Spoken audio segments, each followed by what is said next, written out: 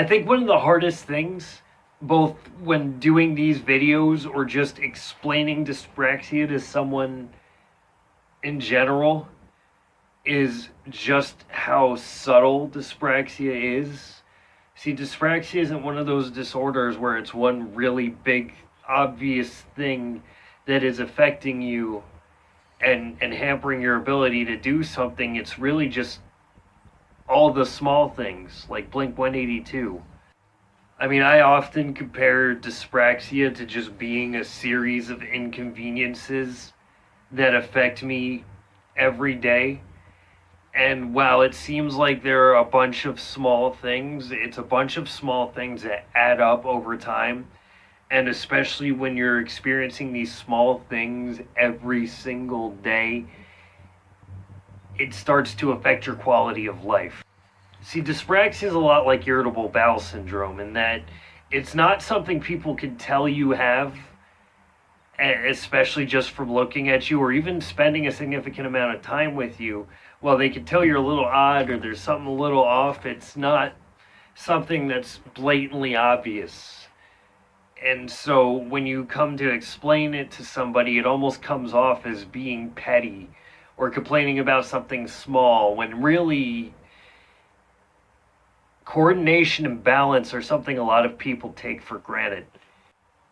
See, so many things that coordination and balance affect are things that just kind of seem like muscle memory to everyone else. And even to us, there's a lot of things that while our coordination is impaired and our memory is impaired, we still are able to work through it, but it's still an impairment and it still holds us back from things that a lot of people just take for granted. Something as simple as being able to catch something when they toss it to you. I mean, it seems like second nature, like anyone can do it. Oh, hey, catch this, and then they throw it, and anybody could catch it except for you, apparently. And it's just kind of like, well, all right, sorry. Another thing is a lot of us are mouth breathers.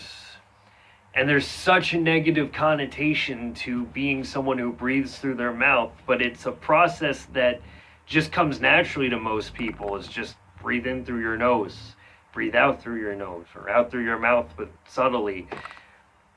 Or things like even eating to some extent, where there's so much that goes into the process of eating, where it's just like making sure you're taking a reasonable bite, then chewing it down to a reasonable size, all while maintaining being able to breathe while doing that and being able to swallow properly without choking yourself.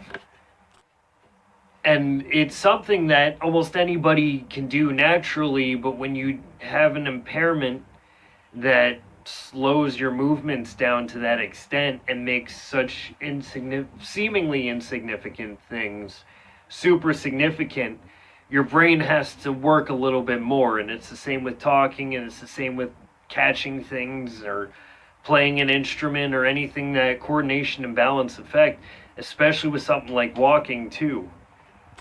See, the reason a lot of us are really good talkers or really good thinkers or really good tinkerers is simply because, we can't do other things. And so we find a way to compensate, either using our mouths or using our hands or using whatever we have to use. But that doesn't take away the fact that we do have limitations.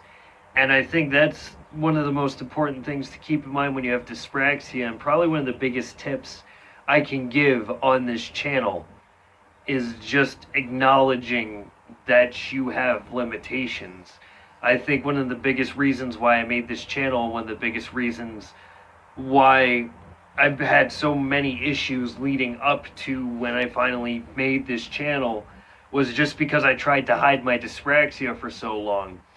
And while you can kind of get away with it, you can kind of coast and kind of get through it, you're still just ignoring the limitations.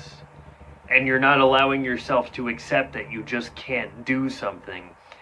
And in turn, when you finally do go to do something that may not seem like that specific amount of balance or that specific amount of level holds you back from, it ends up failing almost catastrophically because you've just kind of been in denial this whole time. And I think that's my biggest thing with the military too, is I wouldn't call myself a veteran or a soldier. I was actually in basic training when I got discharged, and it wasn't really my fault. It was a medical discharge because I injured my knee, but it was because of my dyspraxia and my balance and ways I did that caused me to injure my knee. And part of the healing process of getting over, losing my dream and losing what I wanted to do all the time was just accepting the fact that, okay, that's just how it is sometimes. But once you accept that, you also have to realize that you have strengths as well. And just because you have one setback, it doesn't mean that you're completely useless. Because there are plenty of other things out there. There are millions of things out there. Seriously. Look up things and see how many things there are out there. There's an interest out there for anybody. Whether it's stamp collecting or anything. Anything. And it's important to remember that, yes, while you do have a weakness, you have plenty of strengths. And you're not alone in having a weakness. There are plenty of people who have weaknesses. Everybody has a weakness. Everybody. I don't care how perfect somebody seems. I don't care how fucking built they are. I don't care how fucking rich they are. Everybody's got a weakness. Everybody's got an Achilles heel.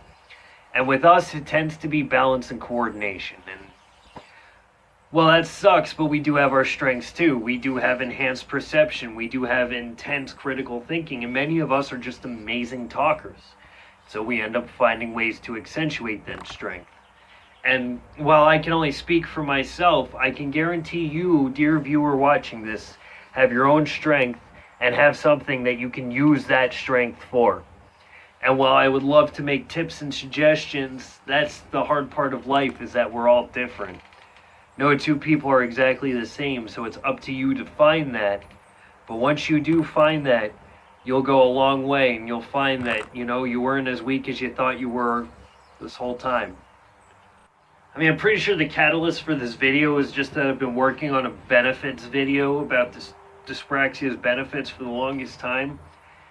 And I just feel like I'm repeating myself when I try to record that video because, I mean, while dyspraxia is a weakness, it's something I say every day, that you have the enhanced perception, you have the enhanced critical thinking that comes with dyspraxia, and you do have, I guess what you could say, enhanced intelligence too. And that goes a long way. And part of coping with dyspraxia is realizing that yes, you are limited, but you also do have a strength that not a lot of people have. Not a lot of people are as critical thinkers as people with dyspraxia are. Not a lot of people, are as good speakers or can articulate as well as, say, someone with less verbal but more physical dyspraxia. It's just how it is. And it's not that you're better than anyone else either. It's just that everybody's got strengths and weaknesses. And when your weakness is something that you're reminded of every day, when you wake up in the morning and you can't tie your shoes, or you wake up in the morning and you leave the house and you leave the lights on or whatever, it's a reminder, but it's also a reminder of, oh, hey, I didn't do that, but you know what? There's a reason why I'm harping on it so bad. It's because of my critical thinking. And it's that intelligence and critical thinking that tends to build towards depression as well, because you're so aware of the world around you. But when you become too self-aware, you also end up becoming jaded of everyone else and not realizing that just about everyone else is feeling the same way you do, just about something different. Everybody has a fatal flaw. Everyone has skeletons in their closet. You're not unique in that. But everyone else has a weakness, and everybody else gets by, and so can you, and that's the most important thing to remember.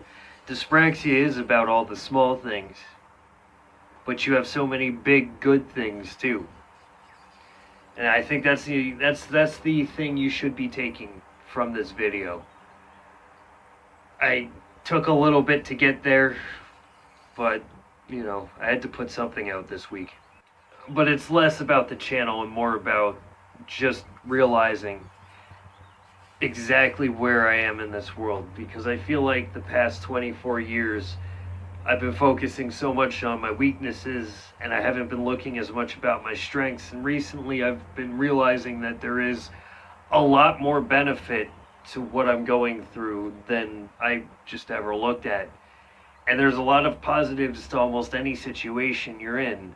With every situation, there's a positive and there's a negative, and we always overlook the positive because the negative tends to affect us so much or tends to be more prominent. But if you look through any situation, and it's not going to happen immediately, especially once you hit hardship, you're going to look at the situation and only see the negative because that's what's hitting you right now. And sometimes it takes a couple of days to learn from it. Sometimes it takes a couple of weeks. Sometimes it takes a couple of years. But eventually you will find that positivity because it's there. And sometimes it's already affecting you and you just need to realize that it's right there. It was there the whole time and you just didn't notice it. Because there is a positive to every situation, even dyspraxia. Don't ever forget that. You have a strength. You have multiple strengths, whether you realize it or not. And dyspraxia is all about the small things. And a lot of the strengths seem like small things until you look at the bigger picture and see just how much you've impacted the world around you in a positive way. But that's all for this video. I'm not going to go on like some hippie Buddhist tirade or anything. You guys have a good one, and I'll be out with a new video next week.